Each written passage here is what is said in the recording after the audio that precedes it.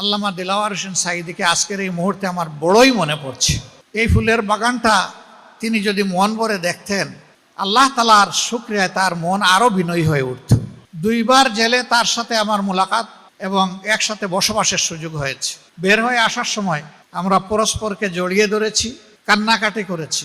এই কান্নাকাটি এই কারণে ছিল না যে তিনি মৃত্যুর হাত থেকে বাঁচতে চান, বরঞ্চ আফসোসের জায়গা থেকে যে তিনি কি আরেকটি বার গিয়ে বাংলাদেশের মানুষকে কোরআনের একটি আয়াতও শোনাতে পারবেন। তিনি দুইবারই বলেছেন, আমি দোয়া চাই দুটো, একটি হচ্ছে আল্লাহ যেন তাফসিরের ময়দানে একটা মিনিটের জন্য হলে আমাকে আবার ফিরে এনে, দ্বিতীয়টা আল্লাহ পাক যেন আমাকে তার ঘরটুকু শেষবারের মতো আমাকে তাওয়াফ করার তৌফিক দান করেন।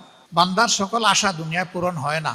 আল্লাহ তাআলা সাবিরিনদের জন্য আখিরাতে তার জিম্মায় অনেক নিয়ামত। আল্লামা দিলাওয়ার হোসেন সাঈদীকে আজকের এই মুহূর্তে আমার বড়ই মনে পড়ছে।